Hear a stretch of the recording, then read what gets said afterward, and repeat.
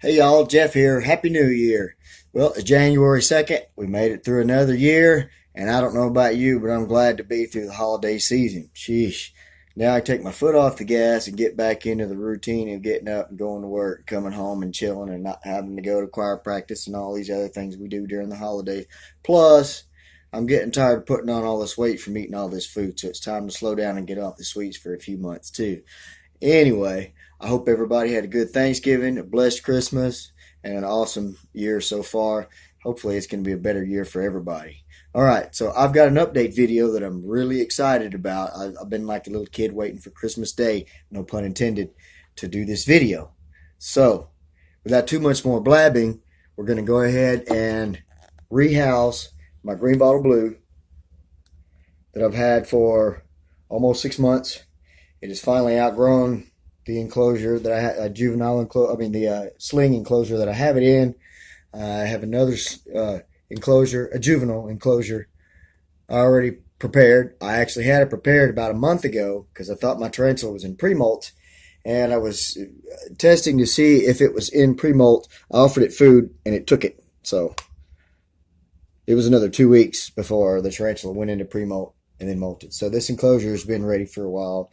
That's how anxious I've been about this. This is going to be the most extensive tarantula video that I've done, because so far it's just been molt updates and feedings. This will be my first rehouse, so I'm really excited to see how this is going to go.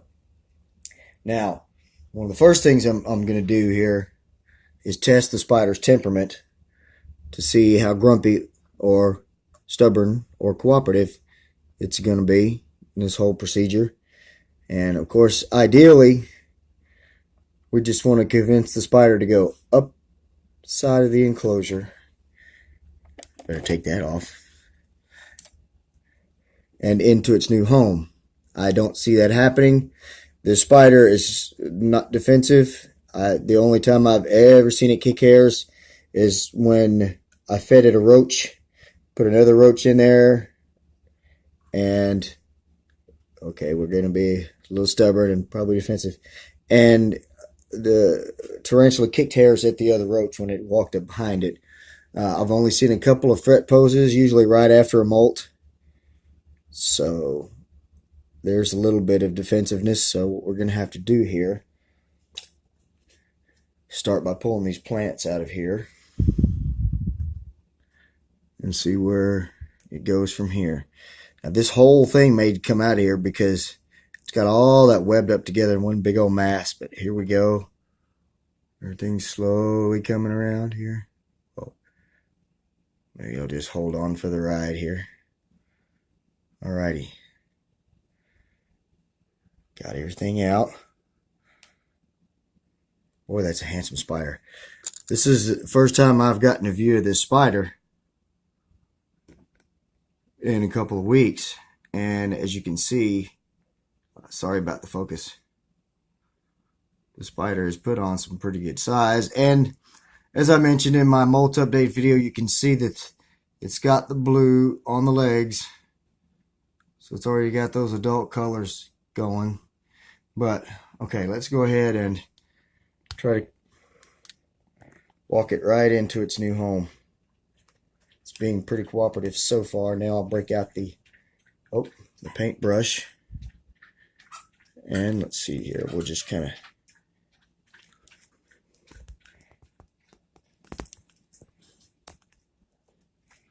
tickle the spider. Right, come on. Going to be stubborn, of course. Of course. So have to get in here with my hands to do this a little better.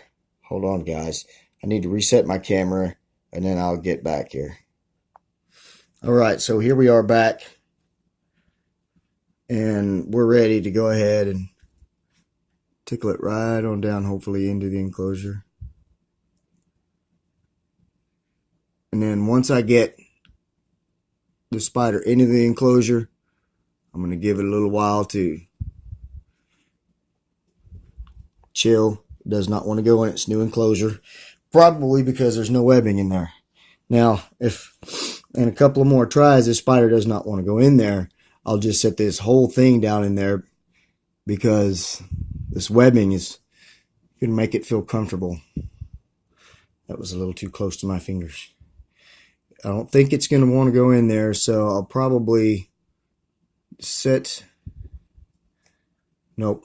Now, I'm going to quit bothering it, and I'm going to set this whole thing down in here. I'm going to go catch a couple of feeders, and then we'll come back. Like I was going to say, I'm going to feed this once it gets settled in, and I'm doing something new. I've been using red runners, and I just switched over. Well, I got me some crickets the other day. I don't think I'm going to be a regular cricket feeder, but I got some the other day, so this will be this spider's first cricket. It'll be its first food in 4 or 5 weeks probably. And I've got a few red runners left over, so what I'm going to do is throw the cricket in first to see the takedown. And then just to fill its belly, I'll give it that one of those red runners so I can get rid of those and get some more. But anyway, I'm going to put a little light on it, get a few good glimpses of it.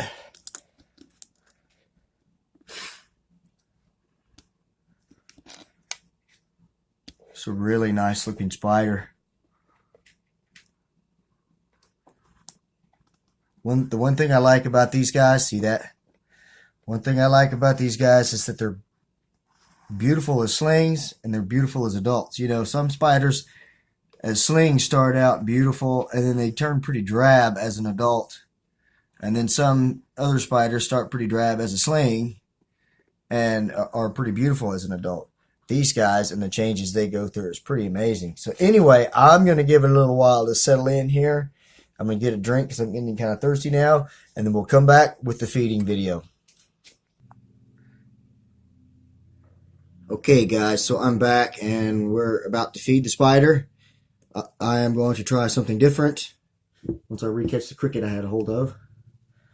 And I'm going to try to tongue feed it because I'm not getting a lot of movement out of the spider in its enclosure. I think it's just kind of spooked out, so it might help just to try to tongue feed it and see what happens. So here we go. Oh, look.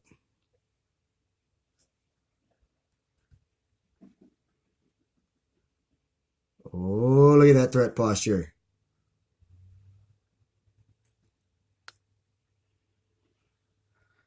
I'm thinking that it's still just a little bit too freaked out about moving. I would be too. I don't blame it one bit. But as the cricket falls down into the container. Alright, so let's put the red runner in there and see what happens. I'm sure it's probably just going to run from it too, but it's worth a shot, I guess. I promise you guys feeding. This has not been a very exciting feeding.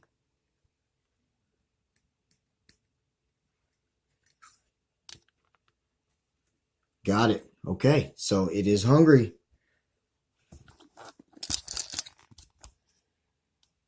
Oops. Sorry about the bad camera work, guys. I'm working with primitive technology here. And it's down in there now, munching on its meal as the cricket gets back on its feet and heads right toward the spider.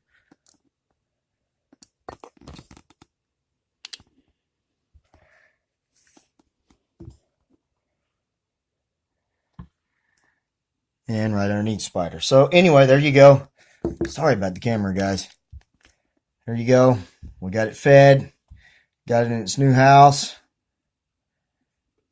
There it is, munching on its roach.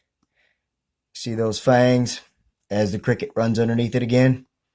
It'll get that here in a little bit. Okay, so there's that. I'm glad to get that over with. That's really exciting. And just wanted to mention to you guys that I'm going to be doing another video here pretty soon. And it will be an unboxing and review video. Yep, that's right. I got another spider. I'm not going to say what it is. I'm not even going to give any clues as to whether it's an old world or a new world, but I will tell you it's a beautiful jewel of a spider. Since we have a little bit of a cold snap here in Texas right now, it may be a little while before the spider is shipped to me, but I now own it. I got all that stuff done and taken care of today. I will do a review on the breeder as I do the unboxing video, so I'm really excited about that. I'm looking forward to that too. And besides the crummy camera work, I hope you guys enjoyed this little show. And I just want to tell you guys thanks for watching, and we'll see you later.